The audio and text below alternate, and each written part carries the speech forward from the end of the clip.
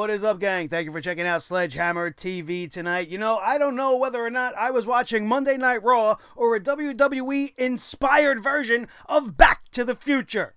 WWE Raw wants to travel through time all night long, making us revisit all these different eras, and I can't wrap my brain around what the hell is going on. So grab your flux capacitor, jump in your DeLorean, call Dr. Brown if you have to. We are going back to the future for tonight's Monday Night Raw review right here and right now. My name is Nick Nightmare, and you're watching the Sledgehammer Wrestling Show. Let's do it.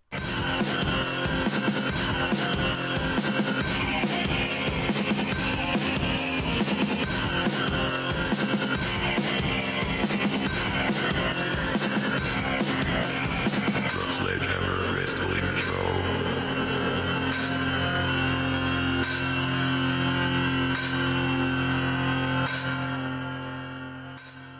All right, wrestling fans, thank you so much for joining me. You know, tonight seemed to me like a time hop episode. I swear to God, I didn't know where the hell I was on many different occasions tonight. WWE wanted to bring us back and forth and back and forth. It really was like an episode of Back to the Future, featuring all of your current favorite WWE superstars, past and present. However, I feel that if the WWE ever really did produce one, we would get a film that featured guys less like Marty McFly and Dr. Emmett Brown, and we'd get guys more like Marty Jannetty and Doc Hendricks. Which actually, compared to what we're seeing tonight on Monday Night Raw, might be more entertaining. The Doc Hendricks and Marty Jannetty show on the WWE Network. Make them go back to the future. Why do you gotta bring us back to the future throughout this whole entire night?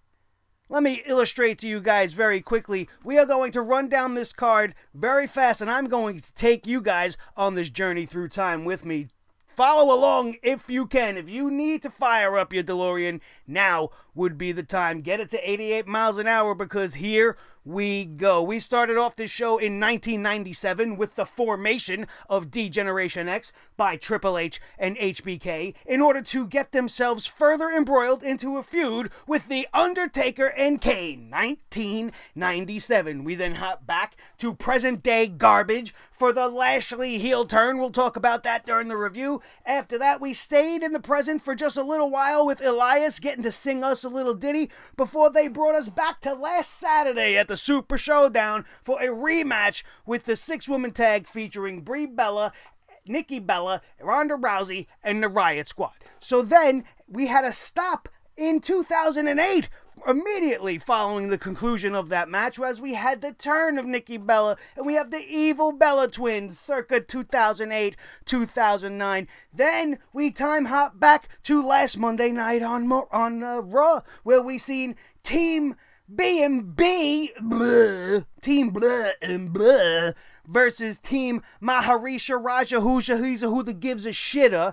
Right? And then we come back to 2018's garbage, and we see Corbin's Battle Royal, which we can't even get into that right now, because at the end of that match, we ended up back in around 2005 in the Ruthless Aggression era. We already visited the Attitude Era at the start of the show. Now we're in the Ruthless Aggression era as Kurt Angle wins this ridiculous bullshit Battle Royal that I would be embarrassed to have on my resume if I were him, only to be named with John Cena as the first two entrants in this World Cup bullshit that's going on for the crown jewel. Ruthless Aggression. That's what we saw right there. Then we came back to 2018. We saw Ember Moon and the piece of trash that was. What a gigantic turd drop that was. We'll talk about that, because then we went back to about 2006 when Trish Stratus was doing her thing and Mickie James was her rival, and then Lita was her best friend, and we had that whole stop there. It was extended with Lita's appearance on tonight's show, so we had that. That's fantastic, isn't it? Who gives a shit, really? It didn't mean anything to me. We'll talk more about that later as well. Then we hop back to 2012 for a Shield promo that we haven't seen the likes of since probably about that year of 2012. Why are we doing Shield promos again? But that is neither here nor there. There we were, sitting in 2012. Believe that. I believe it. It definitely happened. Well, then we got stuck in that time warp, or that black hole, so to speak, that we've been in with the Glorious Gables and the Ascension that we've been seeing for the last 2 months, that my brain just feels like we are literally hitting repeat every single week in this weird time loop. But we got pulled out of that by a miniature travel through time with the history of DX. We saw stuff from 97, from the reunion in 2002, and the reunion even after that. They covered the whole entire gamut of all the funniest things you would want to see Triple H and HBK talk about. We sat there in those years for a nice amount of time, only to be brought back to the main event of tonight being a repeat of last Saturday's 6-man tag at the Super Showdown. That is a listing for you guys, a date year by year rundown of this turd drop of a show. 20 fucking hours. These people sat on a plane from Australia, coming back to the States, going to one of the hottest wrestling cities on the fucking planet, Chicago, Illinois, for the October 8th edition of Monday Night Raw, and you give us this. You give us a legend-heavy show, you give us repeat matches, and nothing outside of one thing that happened tonight that maybe a good thing, but honestly, I think the ship has sailed on Bobby Lashley. We are going to talk about this show right now. A couple of hammer shots that I got for you guys right now before we get into the complete rundown.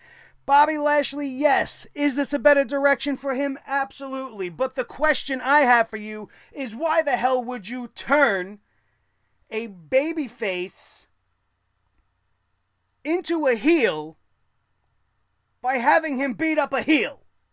Kevin Owens isn't a good guy. Sure, Kevin Owens is liked by the hardcore fans and the smarks and the marks like you and I, but he's not overall accepted by the WWE universe like the way it came across in Chicago tonight. That adulation he was getting probably came from the fact that they hated Bobby Lashley a whole lot more than they hated Kevin Owens, because at least Kevin Owens can wrestle, and he certainly did prove that tonight. But this whole thing with Bobby Lashley and Kevin Owens that happened tonight only really makes sense if it's a double turn. Kevin Owens has to come out of this thing wanting redemption, wanting to be the babyface in this thing, and then maybe down the line you have Sami Zayn come back, and now they're a good guy duo, and they're both trying to fight up against Bobby Lashley and Lio Rush and whoever the hell else they might throw into this thing. The Lio Rush live mic during the match, because we didn't really know the heel turn was coming at the end of this match, I found it very off-putting. It didn't make sense to me to have a babyface's manager being very distracting, very loud, very negative, very condescending to the opponent on the outside. It was coming off as a very heel-like performance for Bobby Lashley as it was, until we came to the end where the turn went into full effect. But I think this whole thing would have been more effective had you had Bobby Lashley turn on John Cena at the Super Showdown, the world's biggest fucking babyface, right? So what, Lio Rush couldn't have been out there to do all his jibber jabbing? You could have came back to Monday Night Raw tonight and been like, see, that was the plan, me and my man, Bobby and whatever the fuck else he would have said tonight on Monday Night Raw, taking credit for everything that Bobby Lashley could have done in Australia, and this would have had a much better flavor to it. But by doing this way, without real confirmation or any real reason to turn Kevin Owens into a babyface, I don't know why they would do this in this manner. But I will admit to the fact that I immediately felt a little bit better about having Bobby Lashley on the roster and around in this new persona. His dead, lifeless eyes definitely tend to lean more towards a heel-like character. It's just a stone-cold, expressionless demeanor. He can't express happiness. So maybe this is a better step in a better direction for Bobby Lashley. It remains to be seen, but has too much damage already been done? Are people really going to give a shit? He's going to have to really do something big to really gain some nuclear heat and get people to give a shit about anybody that wants to fight Bobby Lashley. I'm a little bit more accepting of that direction that we are in right now. A direction that I will never accept is this fucking woman's evolution. Okay, this whole thing is a sham. It's a pretend... It's a make-believe sham. It's even more fiction than fiction. There is nothing evolutionary about this whole entire thing. On what planet in the whole entire universe, if there's more than one universe, let's combine all the universes. The WWE universe here and in universe X07, in the Marvel universe, in the DC universe. I don't give a shit what universe you want to combine. There is no way you can sell me two fucking divas destroying a UFC Hall of Famer. A UFC champion level female athlete is going to be ripped apart and destroyed by two reality stars? Destroyed is the word they used. By the fucking Bella twins? The Botch twins? Did you guys see that match tonight? Are you going to come at me and tell me I'm being a dick? Oh, well, they were on a 20-hour fight, Mr. Nightmare. Yeah, well, so will the fucking Shield and Strowman and McIntyre and Ziggler. And look what they did in the main event. Flying through the air with the greatest of ease. Do you know why? Because this is what these guys do. They're not selling fucking wine and baby underwear that's called Birdie Bee all over the fucking world on their spare time. That's not what they're about. But these two can come back, steal the fucking spotlight from the girls that really deserve to be shown in this evolution, put side by side with Ronda Rousey, and then be put in a position to make Ronda Rousey look like a chump. The greatest female fighter there may have ever lived on this planet was just disrespected, decimated, and made to look like a fucking clown to get over two girls that don't deserve to be here anymore. They had their time. Sure, there's a place for them on this card. It's called in a tag team match versus the Iconics. That was the only place on this Evolution card that I would have wanted to see the fucking Bella twins. I find it hard to believe, even in a 2-on-1 scenario, that Ronda Rousey wouldn't have broken their fucking noses. Can you tell me I'm wrong? Look at Ronda Rousey and look at both of them. And then compare their accolades. One is pretend fighting, which we all love, and one is real fighting, which we're all afraid of. Who should have been the dominant person in any segment with Ronda Rousey thus far? We've seen this kind of shit already. Alexa Bliss should have never ever had Ronda Rousey in any sort of a defensive position whatsoever, not even for a millisecond, let alone these two. Absolutely ridiculous. And what fucking reason is there for Brie Bella to be on her sister's side right now? Not only does she have no reason to help her sister, what is she getting? She's not getting the title shot. She's not getting to be featured in the main event of Evolution, so why is she helping Nikki Bella? She can't do it on her own? And then you want to flip the mirror a little bit, look at Brie Bella, examine her if you have to, but take a look at who she is just on her fucking driver's license, right? What does it say? It probably says Mrs. Brie Bryan Danielson.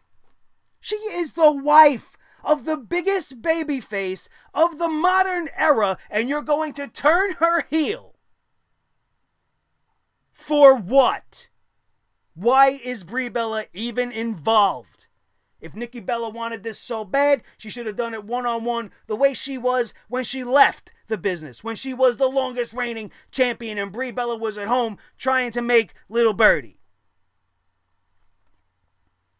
It makes zero sense for Brie Bella to have anything to do with this. We're not even talking about her botching and her lack of wrestling ability. That has nothing to do with it. It's just strictly on a character's perspective, a character-based point of view. The wife of the biggest babyface of all time just turned heel for no reason. Makes no sense. Absolutely ridiculous. They laid the Attitude Era on very, very thick tonight, like we talked about. DX reforms to challenge The Undertaker and Kane. Trish Stratus comes back to Raw. We had so many flashbacks to the days of old because the ratings suck so bad and they don't know what to do with the greatest talent roster the WWE has ever accomplished to acquire. Acquire was the word I was looking for, not accomplish. They can't do anything that can match the stuff they did back then. And it's a fucking shame. These kids deserve to be featured in a better capacity, in a better light than everything that we have been seeing of what's going on Monday Night Raw tonight. This show is proof that half of that fucking roster isn't even needed. You could put on highlight matches after highlight matches of the days of old, and people will still tune in and watch Monday Night Raw. Do you think this is going to get any higher rating than anything else? We saw less action and less things that meant something to the current crop of stars building towards the future. There's no future here. We got to worry about the past. Weak sauce. Fucking awful. If I was on the WWE roster right now, I would be counting the days for my release because it is clear to me that they're not even interested in making the next Triple H. They don't even want to consider who might be the next person in line to be the next HBK or the next Undertaker because they already have them and they'll just keep using them until all these guys are in the ground for real. As long as it sells tickets. This show was fucking disastrous. Disastrous. Sure, HBK and Triple H, they come out, the head bald kid and the corporate game coming out there talking about how this was all about respect, right? Everything was based on respect. But now there is no respect. And Shawn Michaels, I stayed out of retirement out of respect that wasn't there, right? And now he's going to be free to come back and wrestle as much as he can because The Undertaker disrespected him. Listen, I know that we had a good match at the Super Showdown between The Undertaker and Triple H, right? And I know that this tag team matchup is probably going to be a lot of fun to watch. It's going to bring back those nostalgic feelings. You can't help but kind of get a little goosebumpy in your arms when you hear the D-Generation X music. It just brings back a lot of good feelings. But then you remember where you are, and you remember what you're watching, and you remember that the next fucking segment is going to feature Bobby Lashley, and it's just like, what is it for? Why are you reminding me of how great you used to be while simultaneously showing me you can't get your shit together now? The Lashley segment, sure. You know, like I said, it took steps in the right direction, but it's just more of the same. More of the same bullshit. Too little, too late. As interesting as it might be. Team B&B had an interview about their rematch with... Did you give a shit? Because I didn't. I didn't listen to a fucking word. They said they can smile and hug themselves to death for all I care. Finn Balor is not Finn Balor. Bayley is not Bayley. I don't know who those two people are at all. They are shadows of the people that they used to be. The people they used to be seem to be figments of my imagination because nobody even remembers they exist, so maybe I dreamed them up.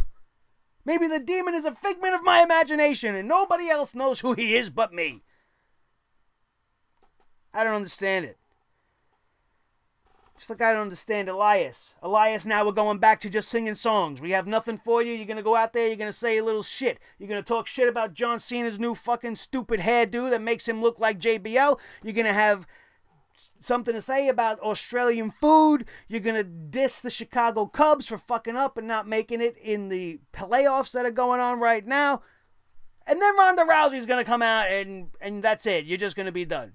You're just going to keep getting interrupted by people that have absolutely nothing to do with anything you got going on. They're not even going to be in the same division as you. And you're just going to pack up your guitar and walk the hell home.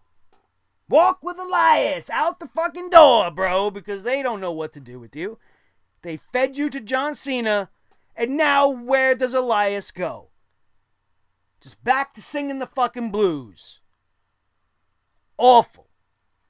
Interrupted for a Super Showdown rematch that went way too long. This match between the Riot Squad and the Bellas and Ronda Rousey may have been the worst match I've seen the Bellas have since they come back. I don't give a shit that they were on a 20-hour flight. I made that clear already.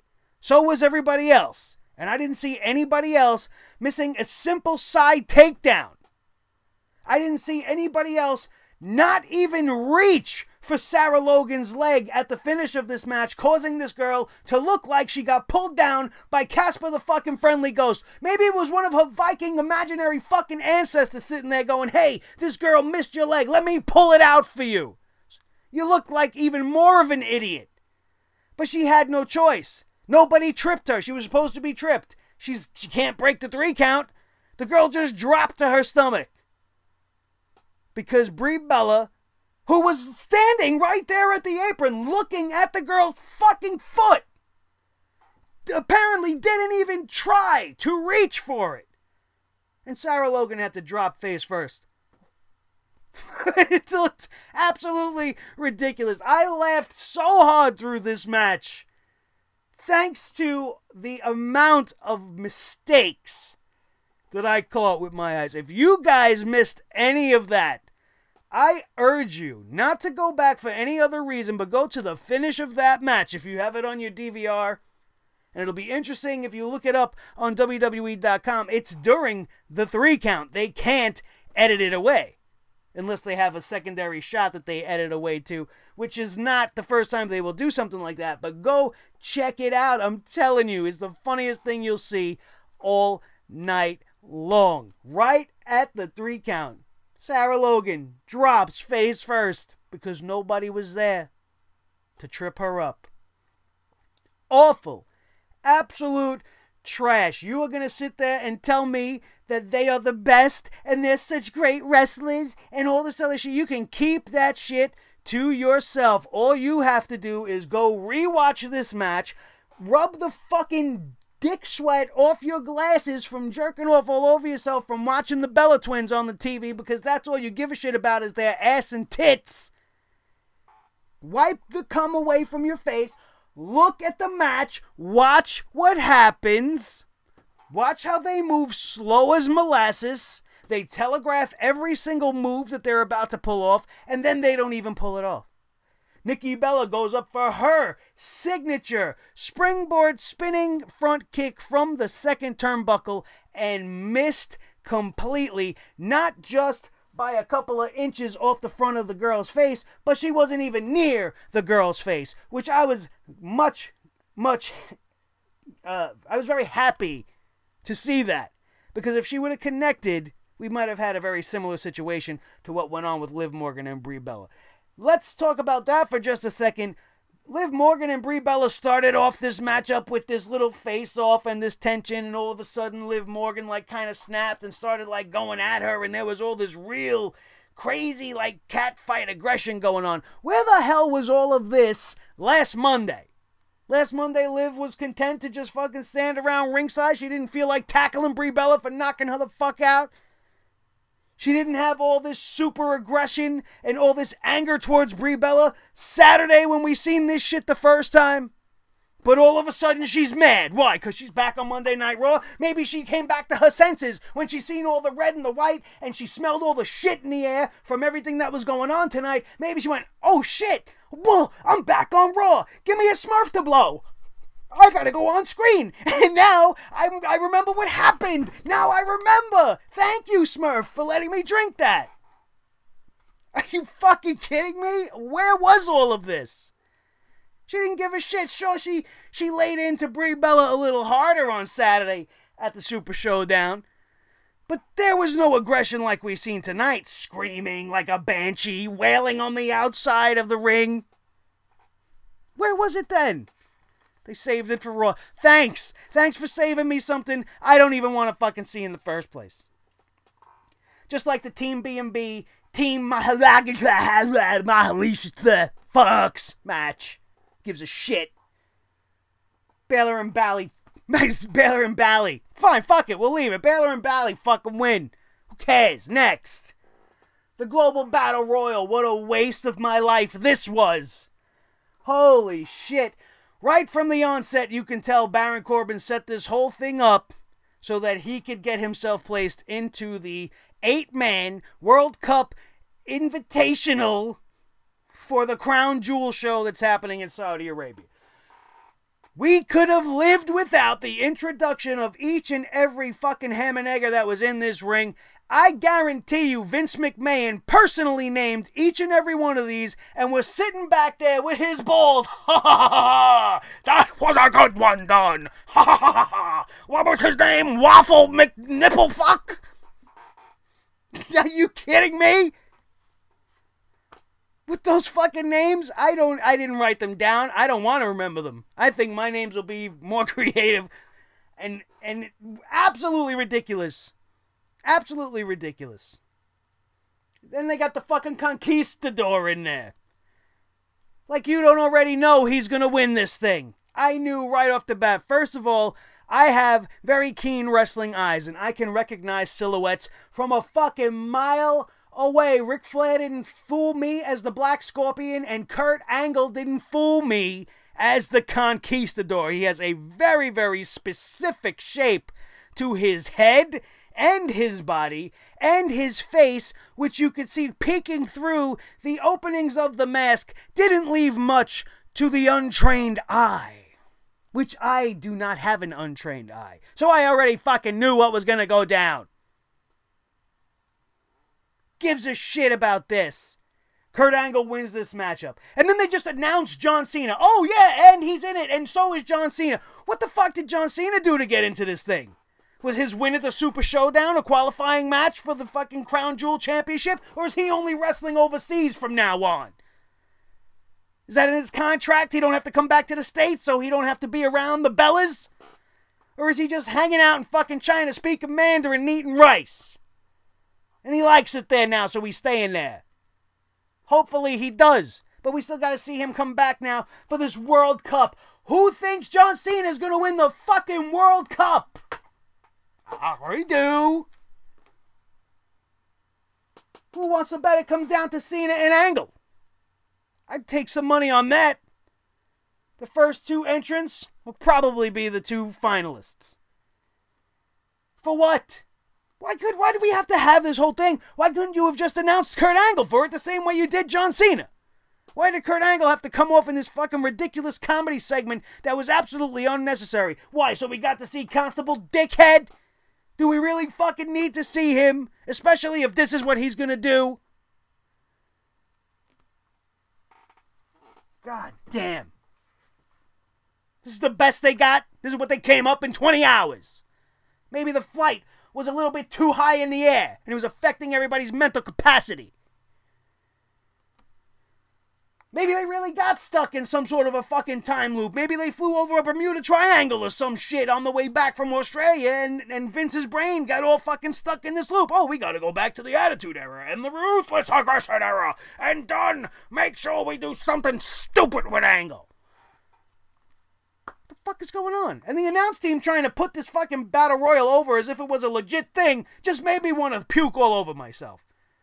I mean, I appreciate the effort. I know they're following a script and they're not going to sit there and tell you guys, hey, you guys are watching some fucking bullshit right now, right? This is kind of bullshit. Why don't you guys go watch the Yankee game? It's probably doing better than Monday Night Raw. Which actually wasn't the case at the time. But we're not going to talk about that right now. This ain't a baseball channel. This is a wrestling show. But my God, what a fucking joke this was. And just as much of a joke was the appearance of Ember Moon. We had an Ember sighting tonight, you guys. Imagine that. Ember Moon is alive and well. Well, maybe she's not well. She doesn't even get an entrance anymore on Monday Night Raw. She got the jobber entrance, her music just playing. She's already in the ring because we had to see Kurt Angle walking out of the ring in his golden fucking jumpsuit. Where is he going in a jumpsuit? You don't go to the locker room and change? The man's walking out of the arena in the Conquistador suit without the hood on, looking like a giant golden penis walking out of the arena. What? And I got to accept these things. Normal, simple human behavior. You want to do a backstage skit with the man? Show him in the locker room in the golden fucking dick suit. Are you kidding me? Walking out of the arena, not even to a car. The guy's just walking out of the fucking driveway. I'm going out in the street, looking like a golden dick. Here I go. Are you fucking kidding me? Ember Moon is in the ring while this golden dick is leaving the arena, and then Nia Jax comes out, and Michael Cole's like, oh, it's Battle of Friends. It's a friend versus friend, respectful friendship love match. What is this? What is this? There wasn't one heel female on the roster you could have put in there against Nia Jax. You know why? Because they're all wrapped up with the fucking Bella Twins and Ronda Rousey and Trish Stratus.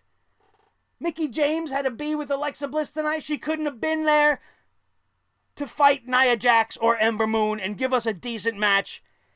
And not just a flop fest that ends up with the girls brawling to the outside and Ember Moon getting into the ring before the count of 10. Nia Jax loses by countout. So the girl that's being pushed for being a human being award winner, right? She won the E award for just being alive and breathing oxygen, for being a normal human being, because there's no other reason for that award. And she's being put on Monday Night Raw. And now that the award weekend is over, Nia Jax is losing via countout to Ember Moon, her new best friend since Alexa Bliss kicked her ass to the curb. What are we watching? Really? What good does that do either of them? Ember Moon doesn't get a solid win. She got booed. She got booed for, I don't know if she was getting booed in Chicago for beating Nia Jax or for the whole entire match just actually existing. If you guys were in Chicago, if any of you guys watching me right now were in Chicago, you were at the Raw Arena tonight, what was the feeling you got? Or even if you were watching at home, what was the feeling you got when you heard Ember Moon being booed by the Chicago faithful tonight? Were they truly booing Ember Moon for beating Nia Jax? Or were they booing the women's division, so to speak, and the whole entire segment because it was just nonsensical, and I don't see where they're going after this? What is the next step in this? Where is the progression going to lead? Another heel turn? I don't get it. Makes no sense, and it helps neither girl in this scenario. Just like the existence of Trish Stratus right now.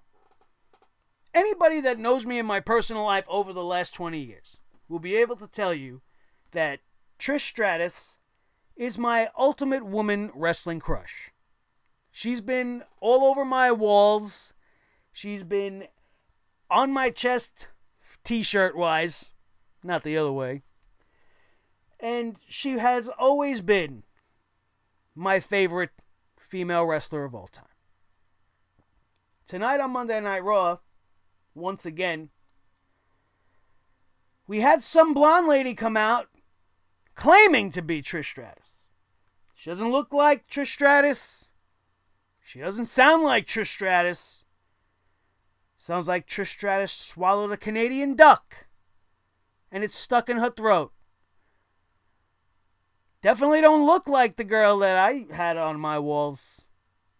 I don't know who that is. I don't know what they've done with Trish Stratus, but I wish you would bring her back, because that was not my girl. Alright? I don't know who that was. Trish Stratus comes out. She says nothing. Literally says nothing of importance before Alexa Bliss comes out with Mickie James. The crowd starts to boo. They start to chant boring as Alexa goes on, talking shit about Trish, and then Trish would talk some shit back to Alexa Bliss, calling her small, saying she comes up short, yada, yada, yada, all your typical scripted WWE uncreative writing. The crowd was shitting all over this thing. Trish Stratus invites the girls into the ring. Alexa and Mickie oblige. Mickie James steps in between them like, whoa, this ain't happening tonight, right? So then Trish is like, well, how about we make it a tag match? And how about it's this girl? And then Lita comes out, right? We don't need Lita around tonight. And it's just desperation. And what this really did was turn the two singles matches that were announced for Evolution into a tag team matchup. We are going to have Trish and Lita versus Mickie James and Alexa Bliss. And let's just call this what it is. Okay, once again, in the modern era, Alexa Bliss, I thought she was going to be my new Trish Stratus. So I have a lot of her t-shirts, and I'm a very big supporter of Alexa Bliss. But let me tell you what this match is about. This tag team matchup was made so that Mickie James can get in there and give you guys a great match with two women she's familiar with, two veterans she's comfortable with working with, while Alexa stands outside and is going to do jack shit. Except possibly just take the pinfall. Guarantee you will see cat and mouse out of Alexa. We'll see minimal action at best, but this match is going to be placed on the back of Mickie James. Why? Is it because Lita can't go the way she used to? Is it because Trish, even though she don't look like Trish, can't wrestle like Trish anymore either? That's a possibility, but I don't believe that to be the case after the Royal Rumble. So who's the weakest link? Who's the one being protected by the making of this matchup? Little Miss Bliss, who will be able to stand there and do what she likes to do best. Show us her pretty little ass, her biscuit buns. And I guess that's the best we can take out of this whole entire scenario, right? Take what you get. If you get to look at her ass, great. Maybe we'll get some good action between Mickie James and some two Hall of Fame level WWE female talents. Maybe we'll get that. Maybe we won't. Who the fuck knows? Are you excited about Evolution a little bit more? Because Trish and Lita are a team. Team bestie. Fuck out of here. Then we had that ridiculous Shield promo. Right? Where the hell am I? Are we in 2012, 2007? Back and forth we go, and round we go. Just more of the same old shit, trying to put the Shield over as the unit that they used to be, even though all they are is a fluffer for Roman Reigns at this point, and we all know that it's just the Roman agenda in disguise, and I see right through it. Once again, Gable and Rude, the glorious Gables, taking on the Ascension for like the 8th time in as many weeks. CM Punk chants filled the arena. They buried the Ascension so deeply that I don't understand what part of them thinks that 2 matches where Connor comes out on top solidifies them as the Ascension that they used to be once upon a time. They didn't even give a win to both members of the team. It was just Connor. Connor went out there and beat both of these guys on his own in one-on-one matches. Victor lost. How does that equate to them being a formidable challenge to the glorious Gables? While I'm watching this match, my prophetic brainwaves must have been highly active because I was writing these notes as I was watching this match. And I write right here, I will read it to you verbatim. Rude and Gable should be plowing through the division, one team at a time, headed straight towards an encounter with the AOP to see who challenges Ziggler and McIntyre for the Raw Tag Team Championships instead of being stuck in a dead feud against a dead team. Period. End quote. So then I continue to watch the show, in which case I have to write down, boom, the Authors of Pain hit the ring. Dismantle everyone. Hitting a super collider to Bobby Roode and Chad Gable, destroying everybody in sight. What does it mean, though? Does that supplant the AOP on top of the tag team division? All 4 teams that they have in the tag team division? I don't know what they're doing. Obviously, we are going to see the Authors of Pain finally getting some higher level tag team competition, but who's going to be first? The Ascension? 3 years ago, if you would have had the Authors of Pain from NXT versus the Ascension from NXT, and they were that version of the team, holy shit, man, we would have been in for one hell of a tag team encounter. But the main roster versions of these teams are watered down and pathetic, and they have things like Midget Drake Maverick, and I don't care. I have no reason to care. The only thing I want to see is the Authors of Pain destroy everybody in their sights, including the Glorious Gables, including anybody else you want to throw in their way, and just get them to the tag team titles. Make it interesting. Give them some wins. Continue to show them as dominating all over Monday Night Raw. Stop giving them bullshit jobbers like Waffle McNipplefuck. And on we're going to go.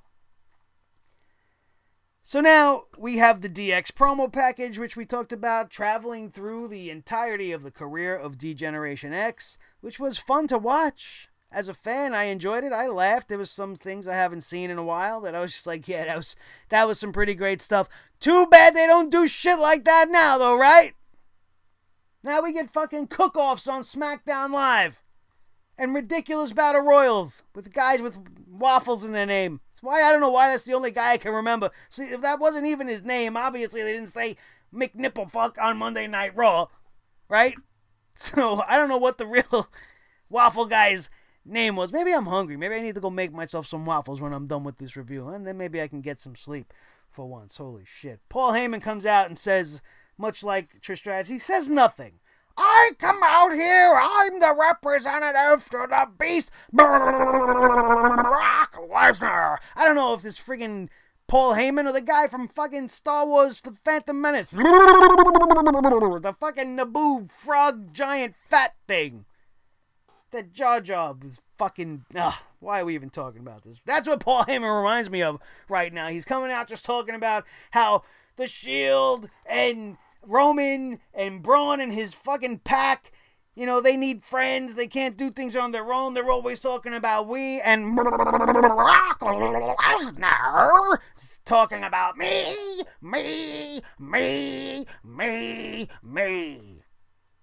Was that necessary?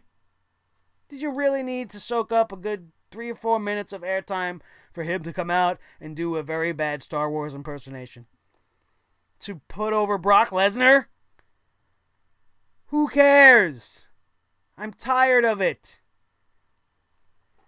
This led to the main event 6-man tag repeat performance. There was really nothing that happened in this match that we have not seen this combination of men pull off over the course of the last 4 weeks. They pretty much just have taken everything they have done in the build-up to this thing and put it all in one match. And the one thing of note is that the WWE decided to tease us once again, and they dangled a carrot out in front of us of a possible turning back for Braun Strowman. As Strowman was seemingly getting frustrated with Ziggler and McIntyre, started to get a little mouthy with Dolph, telling him that he's not focused and that's why we keep losing because of stupid things like the things that you do.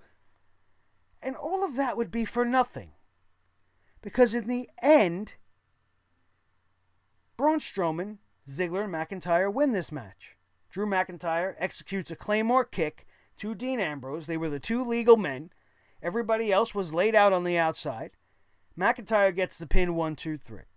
Strowman's team wins after that little bit of arguing about how they've been failing for so long. But what does it mean? So they won tonight. Big fucking deal. They lost on Saturday in the same matchup. Does this mean we gotta see this shit again? Before we get to this triple threat match at Crown Jewel, we're going to have to see this 6-man fucking tag team match again next week. I swear to God, I might fucking hammer myself to death. I don't understand what the reason would be to give them a win now You should have gave them the win at the Super Showdown. Make it interesting. The Shield already beat them. There was no reason for them to even be fighting tonight. It makes no sense. The crowd in Chicago was ready to blow up when Braun Strowman wrapped his hands around Dolph Ziggler for just a moment before Drew McIntyre came in and broke it up, and there was a very interesting stare down. And for a fleeting second, I was like, oh, this could be getting interesting here. I don't know what's happening. And then next thing you know, one thing leads to another, and like I told you guys, Drew McIntyre ends up winning this thing for his team. There were no miscommunications within the Shield on this night. The miscommunication factor happened on the Dogs of War. So I want you to explain to me why Dean Ambrose is pissed tonight. Why Dean Ambrose walks away from his brothers tonight. Nobody punched him in the face with a Superman punch. Nobody left him high and dry, out hanging for a 3-on-1 beatdown. Nobody had him put through a table. You know, Roman sacrificed himself on Saturday. All seemed to be okay with the Shield. And now why? Because they lost? Now he's mad? All this teasing and red herring bullshit they've been doing with the Dean Ambrose heel turn makes him walking away tonight feel like bullshit. Like, who cares now? Oh, well, I guess he's mad. But what the fuck is he mad at? What is he mad at? What happened? Nothing happened during this matchup that should have prompted him to want to walk away and leave them. What, is he suddenly a sore loser? What, are you going to chalk it up to him being a lunatic fringe?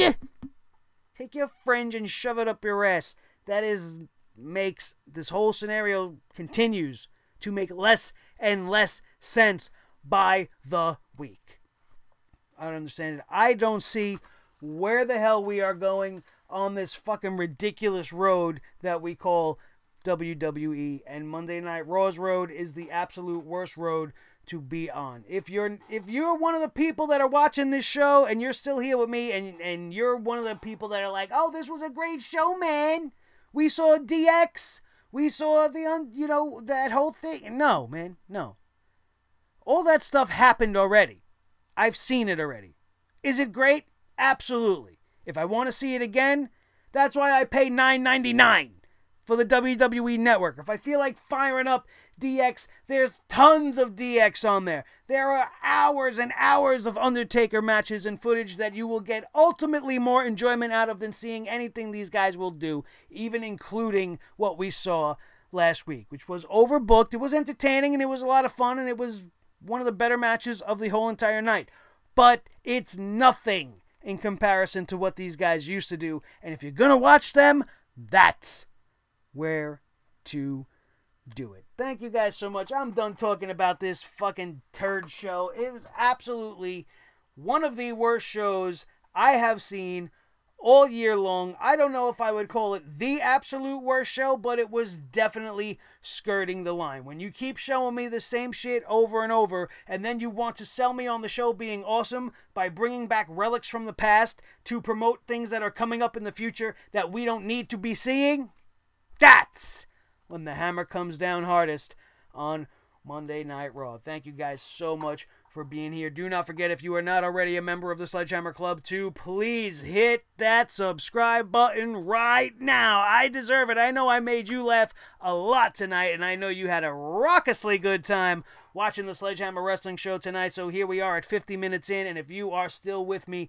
smash it right now. Hit that subscribe button. Help us get to 1K before we hit the end of the year. And smash that like button as well. Let me know that you enjoyed the show. Drop those comments down in the comment box down below. This way we can interact and we can talk. Let me know what you thought about Monday Night's Raw. Let me know if you like Back to the Future. Let me know if you cared about anything that I had to say tonight. It would be very much appreciated. And then share this video with each and every one of your wrestling buddies all over the wrestling world, especially if they know, like I know, that this show is a steaming pile of horse balls. horse balls? Yeah, fuck it. Horse balls. We'll go with that. Thank you all so very much. Would appreciate if you do that for me. This way we can grow. If you are listening to us on iTunes, Stitcher Radio, Podbean, or Spotify, make sure you get your eyeballs over to the YouTube channel. That is youtube.com/SledgehammerTV, and join in on the fun over there. Lots of great stuff coming to you guys all week long. A SmackDown Live review will be tomorrow night. The Mae Young Classic Episode 6 will be Wednesday night. We have House of Glory stuff all over this channel. We have the review of Extreme Warfare. If you missed that, it will be linked in the annotations up above. Make sure you check it out. And everything from last weekend, from the Super Showdown review, preview, Mae Young, and Raw and SmackDown from last week as well. Two of my favorite episodes thus far, and I think this one is going to rank up there as well once I watch it back a little bit later on tonight, just like you guys will. So I hope to see you in the comments. I might be there right now, so why don't you drop a comment right now? I might respond to you as you do it right now. Thank you guys again also very much. My name is Nick Nightmare. This is my team, Thor the Sledgehammer, the official sledgehammer of the Sledgehammer Wrestling Show and the Wrestling God of Thunder. His tag team partner from parts unknown, the World Heavyweight Champion of all the microphones in all the world. He is Mr. Blue, the Snow the microphone, and we are so pleased to be with you right here on the most fun and hippest, happiest, hoppiest show on all of YouTube, baby. That's the Sledgehammer Wrestling Show right here on Sledgehammer TV. That, my friends, is going to do it, and we are out of here. And we will see you tomorrow night for SmackDown Live right here on the Sledgehammer Wrestling Show. You know you loved it.